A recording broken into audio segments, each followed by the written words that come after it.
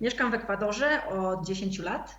Jestem fotografem, inżynierem programowania, modelką też. Jestem instruktorem wspinaczki skałkowej i przewodnikiem surfiskiem. Mieszkam po prostu w różnych miejscach w Europie. Pracowałam w różnych firmach, w korporacjach. W Motorola, w Suzuki i w Credit Suisse. Stwierdziłam, że ten styl życia nie jest moim stylem życia. Tutaj pandemia była bardzo długa. Poza miastem po prostu wszystko było mniej restrykcyjne, więc jeżeli masz jakieś stałe wpływy na twoje konto z zagranicy na przykład, masz stałego rezydenta, to jest dużo opcji otrzymania wizy. Prawo do obywatelstwa, o ile dobrze pamiętam, już po 4 latach można nabyć.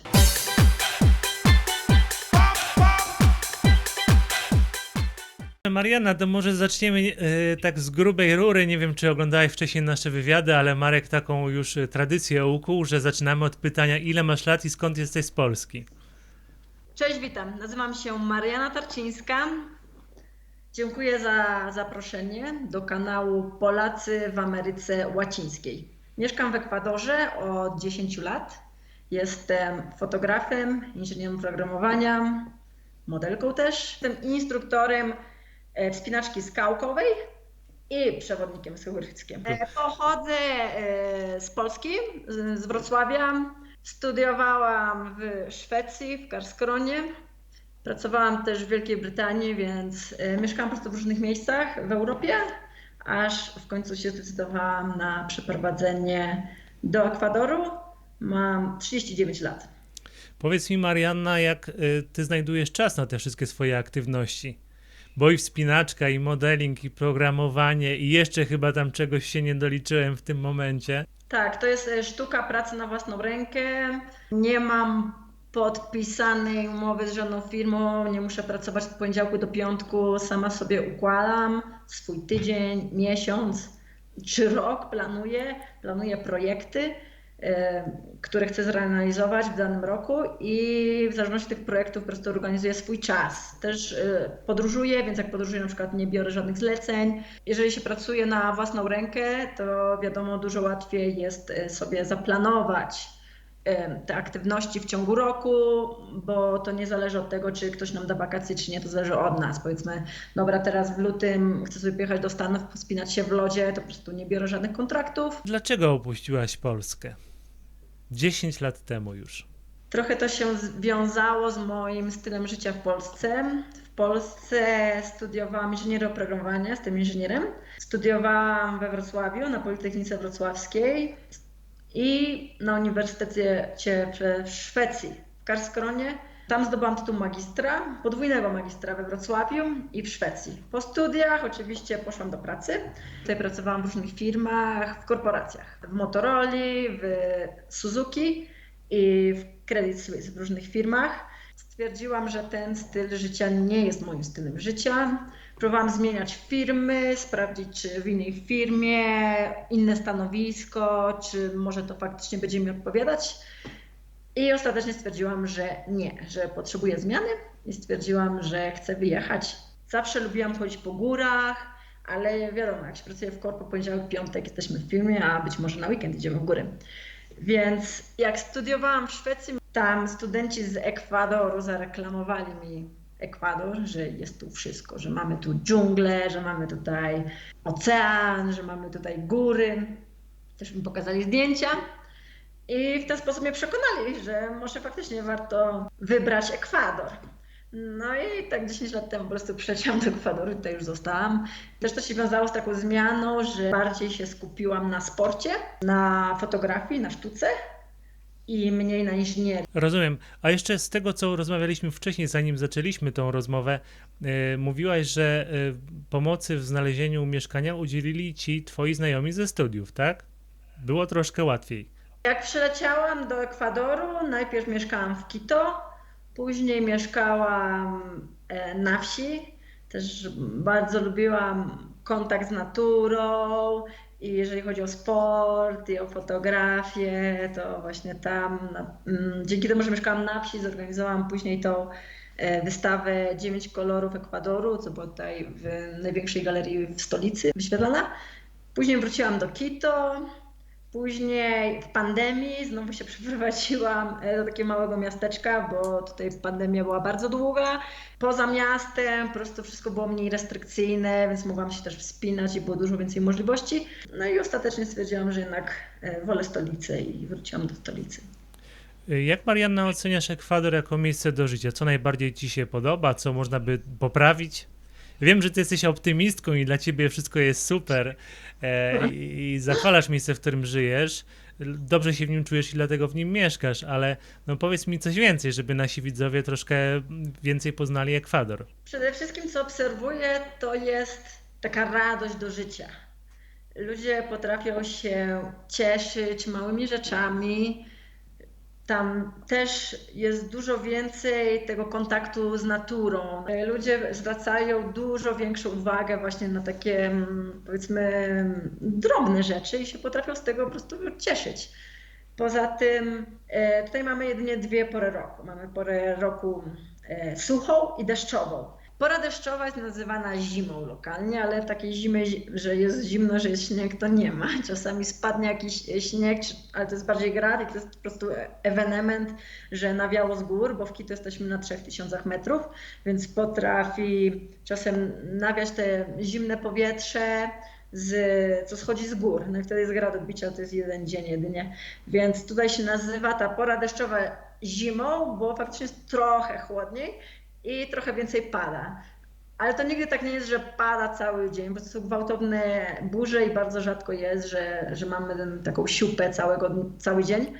I być może właśnie dzięki temu ludzie są bardziej pogodni, że mają dużo tego słońca, słońce jest zawsze od 6 do 6. Rytm dzienny jest ten sam. I nie ma też takiej pogoni, że no nie wiem, chcemy pojechać na plażę, to nie jest tak, że musimy jechać maj, czerwiec, lipiec, sierpień, bo później już jest zimno. To jest tak, że chcesz jechać na plażę, no dobra, sprawdźmy, czy będzie padać, czy nie. Może w tym tygodniu, a jak nie w tym tygodniu, no to może za 2. A nie brakuje ci czasem 4 pór roku z Polski? Tutaj mamy lodowce. Ja chodzę po górach wysokich, więc ten kontakt z mrozem mam.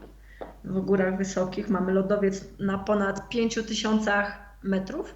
Gór z lodowcem mamy Chimborazo, mamy Cayambe, mamy Cotopaxi, Iliniza Antisana i Altar.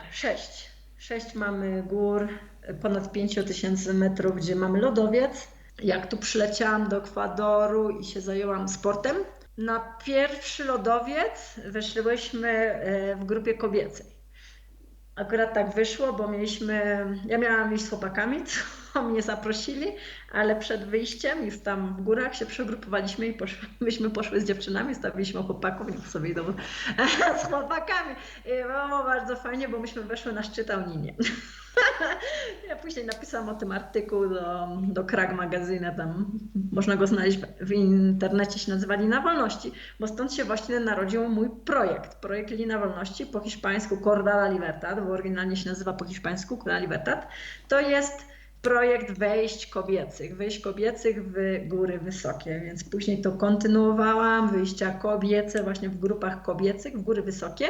To jest bardzo ciekawe właśnie obserwować, w jaki sposób się kobiety motywują między nami właśnie, że no tak, potrafimy robić rzeczy same, potrafimy przewodniczyć, potrafimy być liderami, potrafimy zajmować się rzeczami, które wymagają podejmowania decyzji, tak jak w górach wysokich. To jest sport wysokiego ryzyka, gdzie błąd może powodować kontuzję, a nawet są wypadki śmiertelne w górach, co już się słyszy. Więc tak się narodził ten projekt i dalej ten projekt kontynuuję. A powiedz mi, Marianna, bo powiedziałaś, że w Ekwadorze ludzie są tacy uśmiechnięci, tacy wyluzowani. A w Europie czułaś, że nie ma tego? Że może jest za dużo tej takiej pogoni za pracą, za tym wszystkim, za tymi dobrami materialnymi? Tak u nas w Polsce, że to też zależy od pory roku. W lecie na pewno możemy zaobserwować, że wszyscy mają dużo energii, chcą wszystko zrobić, co nie można zrobić przez cały rok. Ale na przykład w zimie się obserwuje, że trochę spada.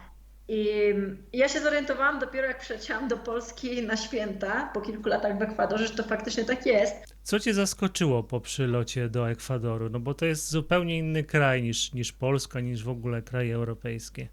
W sklepie ciężko było się dogadać, bo się zaczęłam uczyć słówek na swoją rękę, ale jak później przychodzi do ceny, to mi się zapominało. Ciężko było się dogadać nawet ile to trzeba zapłacić. Próbowałam mi napisać na kartce, o co chodzi. Patrzyli na mnie jak ale to 3 miesiące i zaczęłam więcej rozumieć i po pół roku zaczęłam mówić, więc no wiadomo, nie można oczekiwać cudów, jeśli nie zna się języka, dokąd się jedzie. Z technologią, wiadomo, to też trochę pomaga. Mamy teraz te tłumacze w telefonie. A powiedz mi, Marianna, coś więcej na temat standardu i łatwości w ogóle życia w Ekwadorze, a także na temat cen podstawowych takich produktów spożywczych. W Ekwadorze używamy dolara, tak? Teraz $1 to około 4 zł chyba jest. Mleko $1. Jogurt od dolara do $3, zależy od jakości, nie? Najtańszy dolar z wyższej półki to będzie $3 litr jogurtu. Chleb to można kupić chleb, nie wiem, bułki takie za dolara, nie, nawet 10 bułek można kupić, no ale jeżeli chcemy jakiś chleb razowy z ziarnami, no to trzeba wydać od 2,50 najtańszy, nawet do $7 za bochenek chleba. Bo to też są różne piekarnie, na przykład mam piekarnie francuskie, piekarnie niemieckie, więc trzeba sobie poszukać, gdzie kupić taki chleb na zakwasie. Owoce są tanie, ale zależy które, nie? Więc na przykład banany za dolara można kupić bananów całą masę, awokado za dolara 5 awokado można kupić. Ale na przykład importowane owoce, bo tutaj nie ma jabłek, no to będą trochę droższe, ale też nie są aż takie drogie. No zależy też jakie. No można kupić 5 jabłek za dolara, ale jeżeli chcemy jakieś takie bardziej błyszczące, no to wtedy nawet może być 1 jabłko za dolara, nie? Mhm.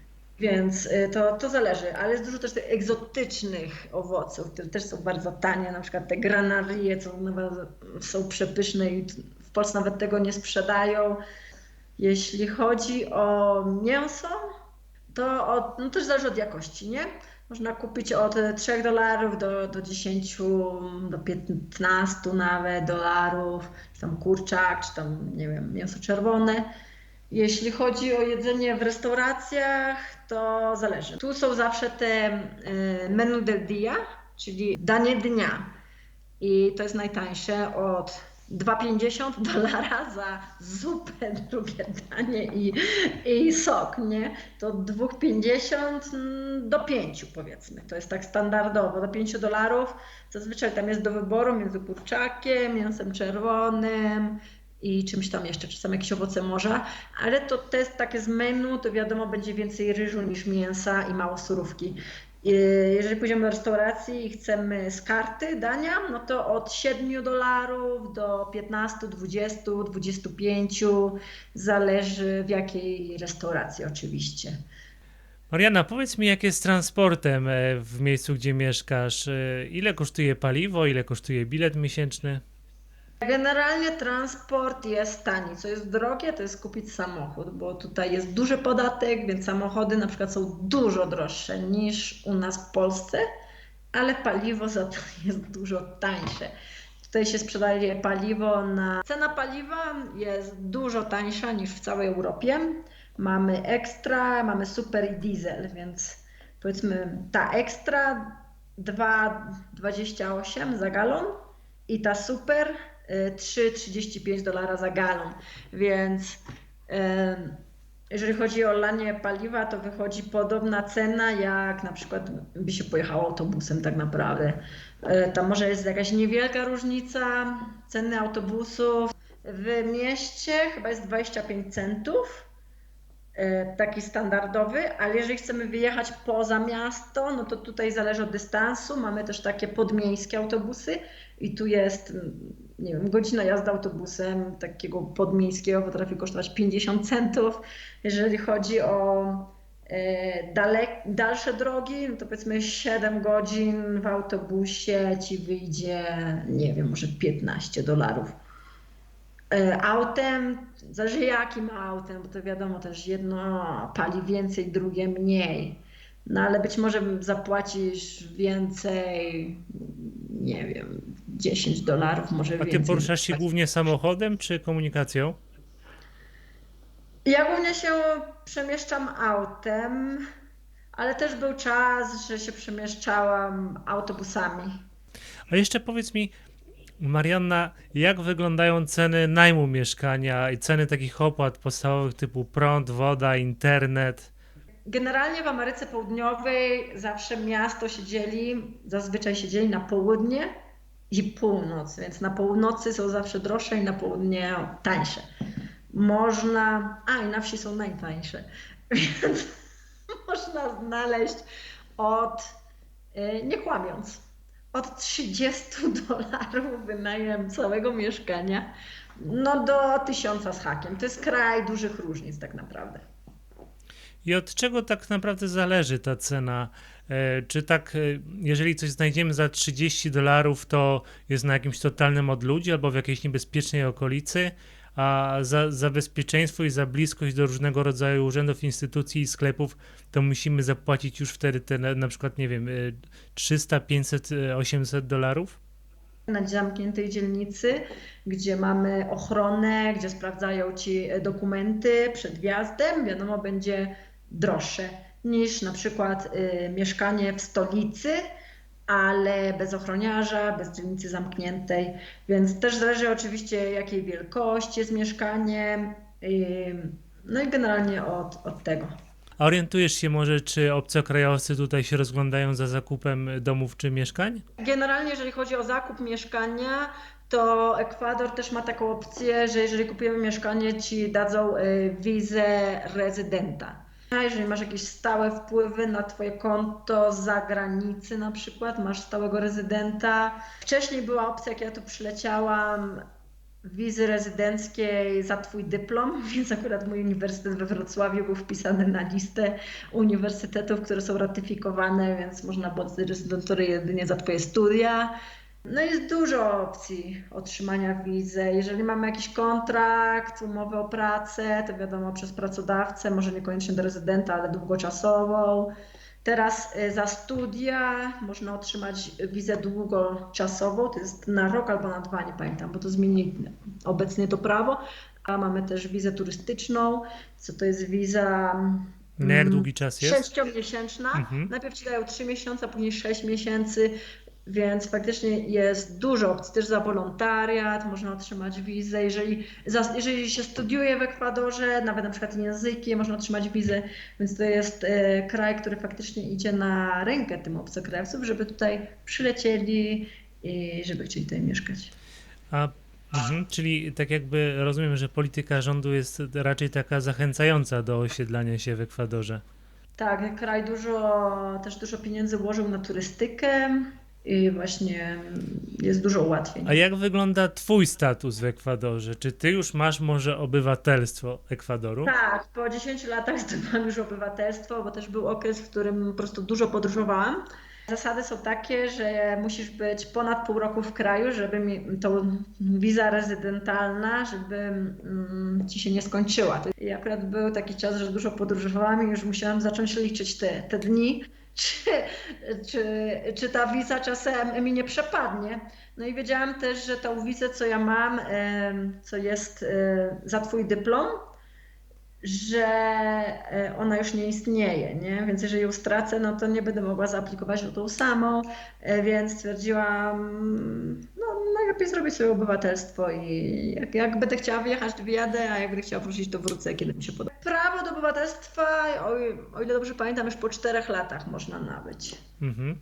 Po 4 latach od otrzymania wizy rezydentalnej, więc wiadomo, na początku też trochę czasu upływa, zanim otrzymamy tą wizę. W moim przypadku to trwało chyba z 2 lata, zanim mi dali obywatelstwo. I jakie trzeba dokumenty przedstawić, starając się o obywatelstwo?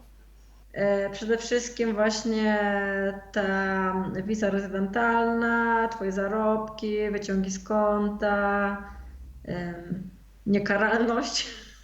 Ale niekaralność, zaświadczenie potrzebne jest z Polski, czy już z Ekwadoru? Dwóch, zależy ile czasu. Jak ja już 10 lat było, to jedynie z Ekwadoru.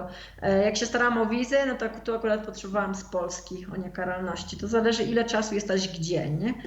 Więc też musi być też ta ciągłość wizy, bo na przykład jeżeli ją stracisz i od nowa masz, no to wtedy niekoniecznie ci się policzą te 4 lata.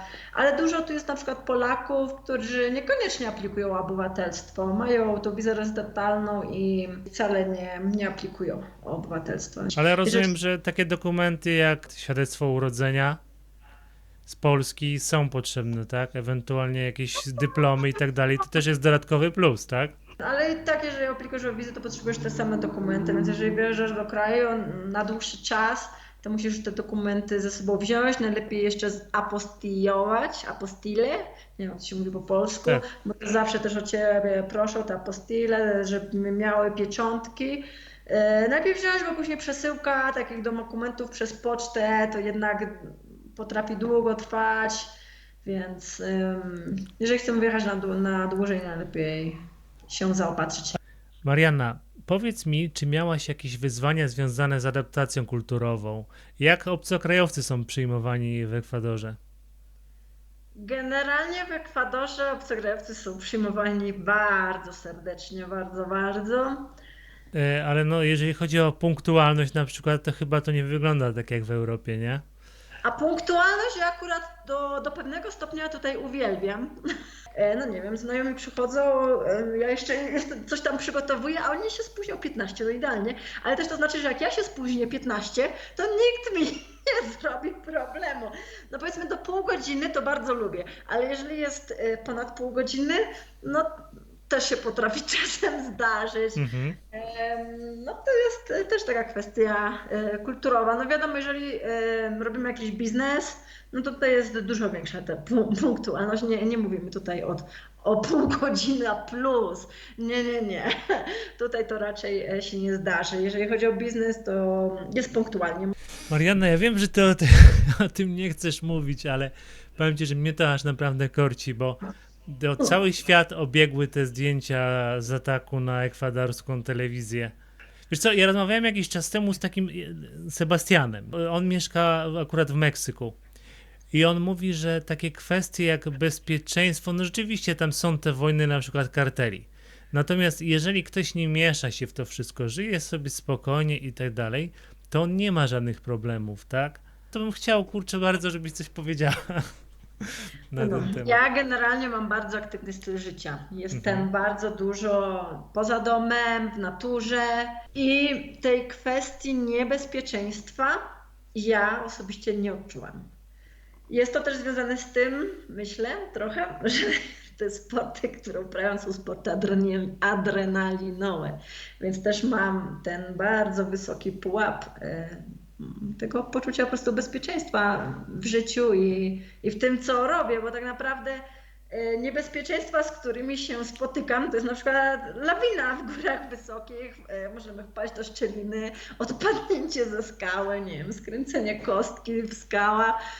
A jeżeli chodzi o te faktycznie niebezpieczeństwo na ulicy, to ja tego nie odczuwam. Oczywiście musimy być ostrożni, nie? To jest też inna kwestia, na przykład powiedzmy, no nie wiem, jeżeli wyjdziemy w nocy na ulicę obwieszeni diamentami. To może być nieprzyjemnie, no nie oszukujmy się. Lepszy pomysł, nie? No nie jest to dobry pomysł, tak? Ale to wiesz, to nawet w Warszawie gdzieś tam na Pradze, na jakimś gorszym osiedlu też by to było niebezpieczne, nie? Nawet niekoniecznie kwestia obwieszenia się diamentami w gorszej dzielnicy, nie? Bo no wiadomo, można wszędzie na świecie, nie? Ci to może faktycznie spotkać, więc po prostu musimy być ostrożni. Dobrą zasadą jest nie zwracanie na siebie uwagi, nie? Kiedy nie trzeba. Ja to też zawsze powtarzam, że generalnie jak ktoś nie ma szczęścia, to mu cegła w drewnianym kościele na głowę spadnie i wiesz, i to nie można się też zanadto przejmować, ale oczywiście pewną ostrożność zawsze trzeba mieć. Czy w Ekwadorze jest duża społeczność Polaków albo w ogóle Europejczyków? Czy utrzymujesz kontakty z osobami takimi bliższymi jednak Polakom kulturowo? Tak, Polonia w Ekwadorze jest raczej mała, ja bym powiedziała, porównując z innymi na przykład krajami, gdzie w Brazylii mamy te miasta, gdzie jest bardzo dużo Polaków. Tutaj większość z nas się znamy. 2 razy w roku mamy spotkania polonijne na święta wigilijne i święta wielkanocne, tutaj w Quito, w stolicy. I to jest nas faktycznie, przychodzi około 30 osób. Więc sobie wyobraź, wszyscy się znamy. I też sobie to bardzo cenię, żeby móc też praktykować język polski, żeby go nie zapominać. No i też kulturowo też fajnie jest z kimś pogadać, to też się rozumiemy na trochę innym poziomie, nie? Tu przed wywiadem się zorientowałem, że miałaś występ w ekwadorskiej telewizji. Może coś więcej o kulisach tego spotkania? W jaki sposób cię zaproszono? Jak musiałeś się przygotować? Jak wyglądały same nagrania? Tak, miałam wywiad do telewizji, do Teleamazonas, to jest jedna z największych stacji. Wywiad był wyemitowany w niedzielę, w najwyższym tym czasie emisji o 8 wieczorem. I to jest program, który jest już emitowany 20 lat, jeden z najbardziej popularnych tutaj. To była bardzo profesjonalna ekipa. To nawet nie trwało więcej niż 4 godziny nakręcenie wywiadu, później cała obróbka, super profesjonalnie zrobiony. To było nakręcone w moim mieszkaniu i też w parku, w którym ćwiczę. Ale No czy ja dobrze zrozumiałem, że ty brałaś udział w kampaniach dla jakichś firm produkujących sprzęt sportowy, coś takiego? ja jestem sponsorowana przez kilka firm. Jestem sponsorowana przez La Sportiva Polska, przez Deuter Polska, bardzo dziękuję moim sponsorom, w Ekwadorze przez Pecla i GoPro Mhm. i też się zajmuję modelingiem, więc kilka kampanii zrobiłam, na przykład tutaj ostatnia dla maratonu, to jest największy sklep sportowy, też dla telefonu Honor Magic, co też ostatnio było, na przykład Ambacar. Te to są, jak się mówi, publicidad, nie? Dla reklamy. A te 4 firmy, które wymieniłam, La Sportiva, Pecel, GoPro i Deuter, to są firmy Mhm. lokalnie sponsorujące mnie, bo też wiadomo, każda firma ma swój oddział globalny i lokalny, więc to jest La Sportiva Polska, to jest Pecel, Ekwador. A powiedz mi, Marianna, czy ty w ogóle zamierzasz wrócić do Polski? Obecnie na tą moją chwilę życia ja się bardzo dobrze tutaj czuję w Ekwadorze, Nie ale planujesz powrotu? na chwilę obecną nie, być może wizytę tak.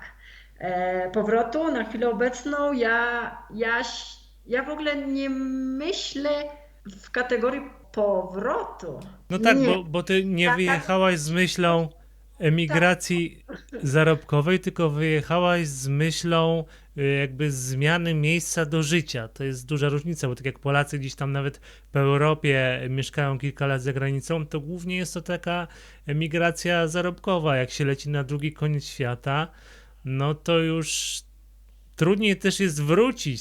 jeżeli bym myślała o jakimś innym kraju, to bym to traktowała jako zmianę, po prostu zmianę miejsca zamieszkania. A powiedz mi, jakie masz rady dla osób, które planują przeprowadzkę do Ekwadoru? Rady. Hmm. Em, Wyjechać bez hiszpańskiego i próbować na miejscu się urządzić? No na pewno hiszpański dużo pomaga, więc na początku postawić na ten język faktycznie. Zwłaszcza na początku, jeżeli nie mówimy po hiszpańsku, nauczyć się hiszpańskiego, być otwartym, być cierpliwym, zachować pogodę ducha, to bardzo dużo tutaj pomaga. Mogę powiedzieć na przykładzie moich koleżanek Polek. One akurat są nauczycielami języka angielskiego, w tą stronę poszły. Myślę, że bardzo tutaj lubią właśnie profesorów obcokrajowców na uniwersytetach. Część ma swoje firmy, tak? Też tam jeden Polak ma swoją firmę. Jak to dokładnie mu funkcjonuje, nie A potrafię jakiego rodzaju to jest firma? On robił jakieś firanki chyba. Aha, czyli taka produkcyjna nawet. Na jakie rozrywki mogą liczyć osoby, które przeprowadzą się do Ekwadoru? Mamy na przykład termy. Mamy wodę, co wypływa z wulkanu, jest to woda gorąca i są baseny bardzo pięknie zrobione. Mamy tam też masaże, mamy też spa. Więc jest w czym wybierać. Mamy też koncerty może nie aż tak często jak w Polsce. Mamy festiwale jazzowe, są też duże koncerty.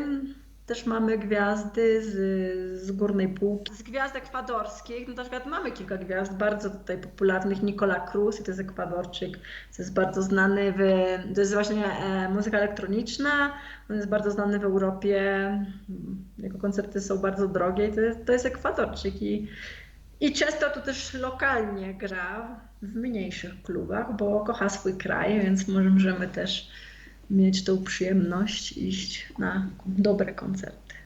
Powiedz mi o swoich planach na taką najbliższą przyszłość, bo już rozmawialiśmy, że powrotu nie planujesz, ale może coś w Ekwadorze, jakiś pomysł, może jakiś nowy projekt. Jestem w trakcie publikacji książki. Jest to projekt między kilkoma autorami. Jest o sportach ekstremalnych. Ja piszę o wspinaczce wysokogórskiej, skałkowej. Inne dziewczyny, pozostali autorzy piszą o innych sportach ekstremalnych, tak jak kajak czy slackline. Książka będzie wydana w języku angielskim przez The Mountaineers Books, MTB. Publikacja jest już zatwierdzona, wszystkie teksty już są w trakcie edycji przez publishera. Oprócz fotografii zajmuję się też produkcją wideo. Składam wideo z Free Solo z wejścia bez liny na drodze Prudencja Z. To jest droga o trudności 7A na wysokości ponad 4000 metrów. Będzie ciekawie. Marianna, bardzo serdecznie dziękuję Ci za rozmowę, za poświęcony czas. Mam nadzieję, że za jakiś czas będzie możliwość znowu porozmawiać, że znowu nam coś ciekawego powiesz. Super, dziękuję, miło było też poznać.